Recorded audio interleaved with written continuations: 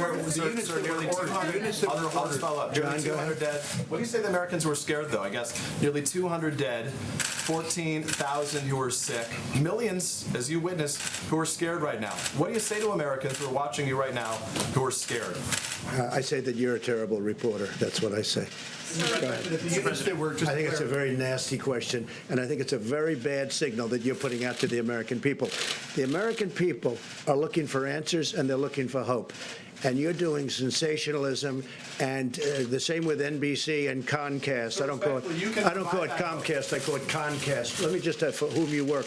Let me just tell you something. That's really bad reporting. And you ought to get back to reporting instead of sensationalism. Let's see if it works. It might and it might not. I happen to feel good about it, but who knows? I've been right a lot.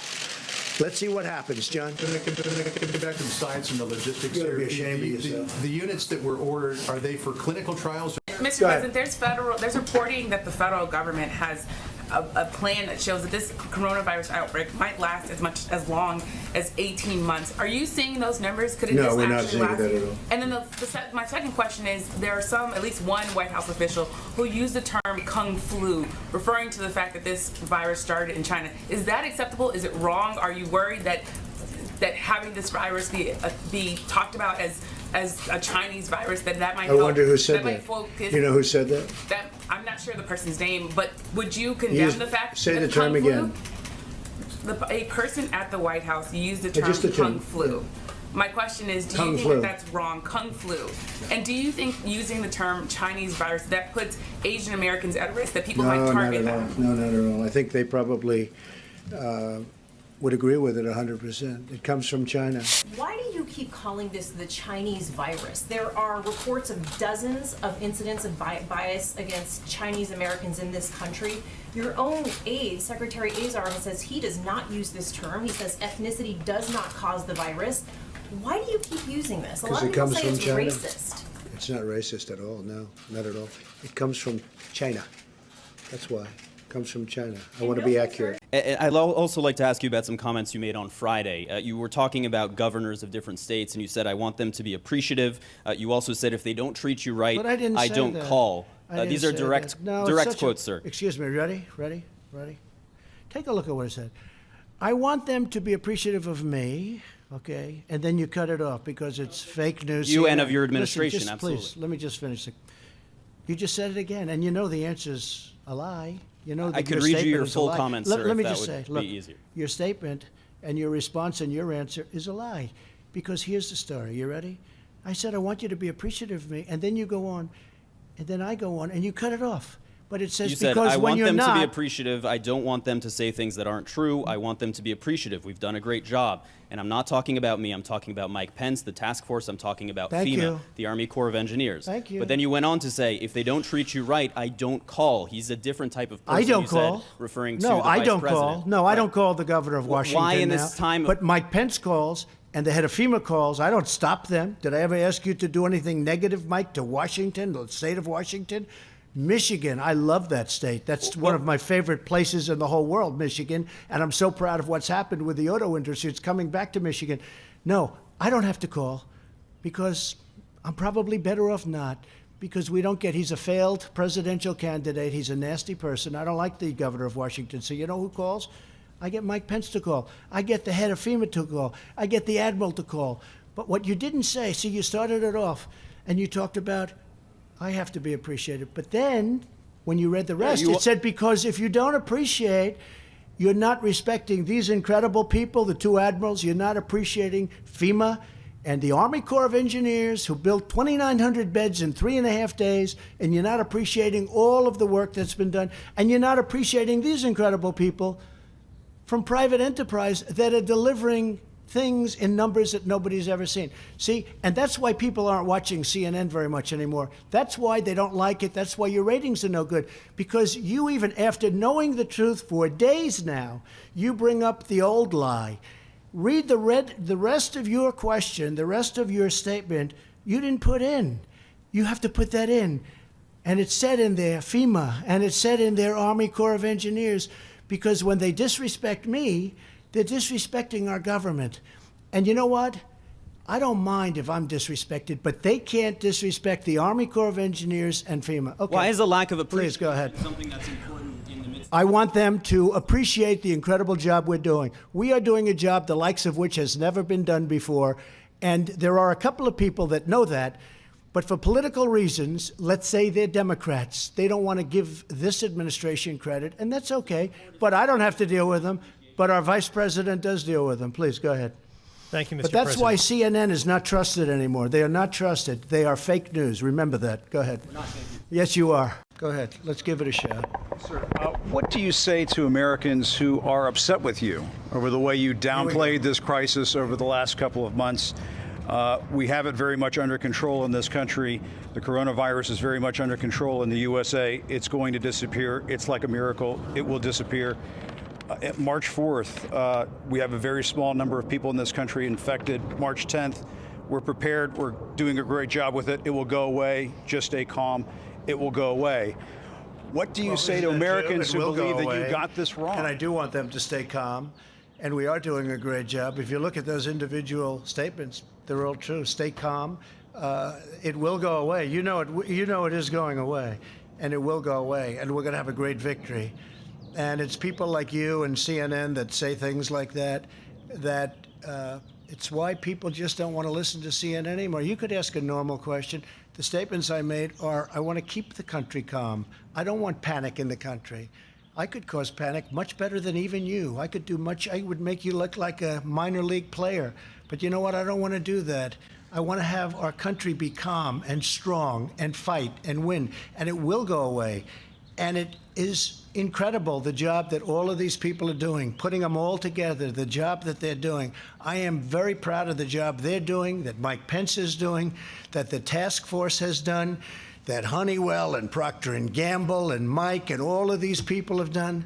I'm very proud. It's almost a miracle, and it is, the way it's all come together. And instead of asking a nasty, snarky question like that, you should ask a real question. And where is Dr. Fauci? I don't know, but every time you ask that question, whenever he's not here, you look, you say, where is he? And you'll say, is there a problem? No problem whatsoever. Every time he's not here, sometimes I'll ask him to come because that's the first question that you and a couple of others from the fake news establishment ask is, where's Dr. Fauci? We're doing great together.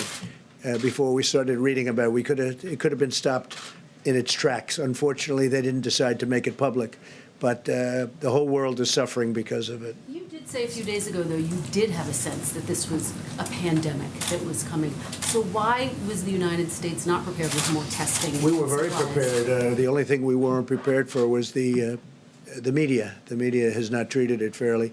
I'll tell you how prepared I was. I called for a ban from people coming in from China long before anybody thought it was. In fact, it was your network. I believe they called me a racist because I did that. It was many of the people in the room. They called me racist and other words because I did that, because I went so early. So when you say we weren't prepared, had I let these tens of thousands of people come in from China a day, we would have had something right now that would have been, you wouldn't have even recognized it compared to where we are. How many people have passed away? How many people have died as of this moment? You could multiply that by a factor of many, many, many. So when you say that I wasn't prepared, I was the first one to do the ban. Now other countries are following what I did. But the media doesn't acknowledge that. They know it's true. They know it's true, but they don't want to write about it. Yeah, go ahead. That's such a nice question. No, I think the Washington Post covers us very inaccurately, covers me very inaccurately. I saw the story. I think it's a disgrace, but it's the Washington Post, and I guess we have to live with it. It's a very inaccurate, It's a very inaccurate story. From many people, I get a lot of credit for having closed our country very early to a very heavily infected country. China, unfortunately, China. I wish China would have told us more about what was going on in China long prior to us reading about it, even though the news isn't exactly disseminated. As you know, China kicked the Washington Post out of China, and they kicked the New York Times out of China, and I guess the Wall Street Journal. That's okay. I mean, that's what they do, and I think it's a terrible thing they did. But I also think it's terrible when people write inaccurately about you, and they write inaccurately about me every single day, every single hour. And by the way, your group really, I really think, and I just say fair, not good or bad. I think you write very fairly and do very fair reports about the great job that all of us are doing, that this group behind me is doing. It's so insulting when they write phony stories that they know are fake news, because they're not insulting me, they're insulting everybody, these incredible people that have worked so hard, so long, that are thinking about nothing other than this invisible enemy. They have done such an incredible job, and they will continue, and we're going to win, and there'll be a lot of celebration when we win. And we're going to win with as few lives lost as possible. That's the game. Win with as few lives lost as possible. It's a tough enemy. It's a tough killer. Far bigger, far more vicious than ever before. But I appreciate you saying it, because the fact that we closed so early to China, and most people, hey, look, I was called xenophobic by Sleepy Joe Biden. I was called a racist by Democrats, a racist. I was a racist because I decided that I didn't want to have people that could hurt our country come in. And I was pretty much in a very small group of people, I will tell you. It was a tiny little group. Most people, even that worked in the White House, disagreed with me very strongly. Saving of those many weeks was a tremendous thing. And when they keep talking about acting early, that was the ultimate act. That was the biggest act, because we didn't. And then I also closed Europe early, very early. And I took a lot of heat for that, too. But that was a good thing. Now they're doing similar things that we're doing. So I didn't act late. I acted early. I acted far before anybody thought I should be. I took tremendous criticism from the various papers, from many of the papers. So I very much appreciate the question. It might have been more of a statement than a question, but whatever it may have been, I appreciate it very much. Mr. President, you tweeted earlier linking the closing of the country to your election success in November. Is this Easter timeline based on your political interests? What do you mean by my election success? No. You tweeted, you said that the media wants the country to remain closed to hurt your odds of being I think the reelected. the media would like to see me do poorly in the election. I think lawmakers and economists on both sides of the aisle have said that reopening the country by Easter is not a good idea. What is that plan based on? Just so you understand. Are you ready?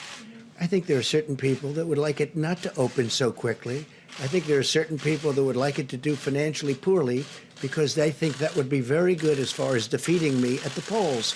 And I don't know if that's so, but I do think it's so that there are people in your profession that would like that to happen. I think it's very clear.